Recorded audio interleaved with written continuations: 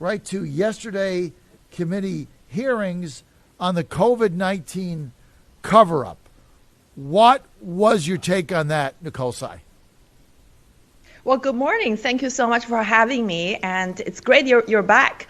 So first of all, I want to commend the House Committee on the COVID pandemic. They have been holding multiple congressional hearings, but yesterday's hearing was all about the cover-up of the COVID-19. And so I watched almost the entire congressional hearing, but I don't think they're bringing the right person to testify. They really should have brought Fauci to testify, because Fauci is the most important person to tell the American people about why he orchestrated the cover-up of the COVID-19. And so without bringing Fauci to testify, I don't think we'll get to the bottom of it, because Mao scored the CCP enemy number one, and also the founder of our movement, he had already told the American public about Fauci's special relationship with the Director General of the Wuhan Institute of Virology, Wang Yanyi, and they had a very cozy and personal relationship, even financial relationship.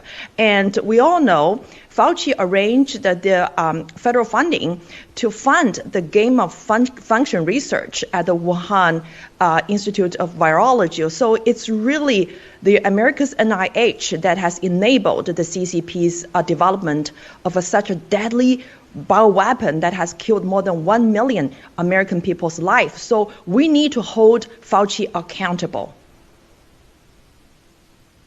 Well, when are they going to drag him in?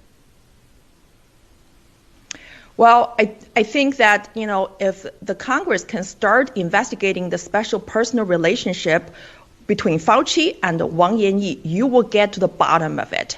And now it's up to the Congress whether they have the political will to do that, because we already provided this very important source, and it's up to the Congress to show them the political will to hold Fauci accountable. And I fully agree with Peter Navarro, and he called Fauci is a criminal because he committed the crimes against more than 1 million American people who have already lost a life. These people cannot speak up for themselves, and this Congress needs to hold the criminal accountable for the loss.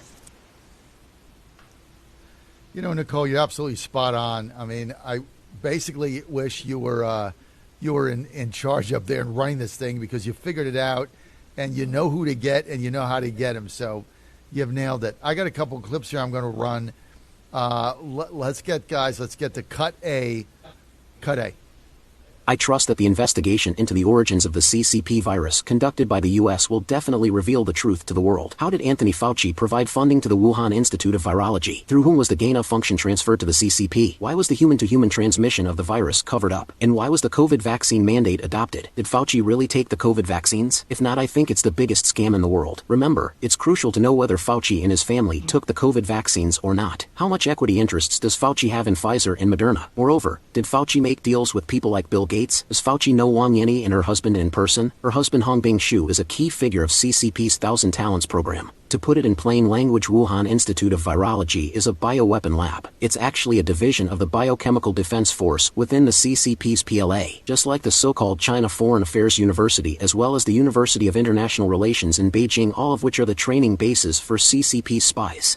Anyone doing biochemical research in communist China must work for the PLA Biochemical Defense Force in the name of so-called state security. If she is not a PLA, how could she return to communist China and lead the gain-of-function research at Wuhan Institute of Virology? Nevertheless, without the support of the U.S., the CCP could not have done the gain-of-function research back then. No one on Earth has ever talked about Fauci and Wang Yanyi and what kind of personal relationship they have. However, I believe this could be exposed at any moment. Afterwards, the truth of CCP virus and vaccine disaster will be exposed. All the scientists in Wuhan lab and the world, along with those scientific journals and so-called MSM, were made a fool by the sexual relationship of the two people. This is a tragedy for humanity.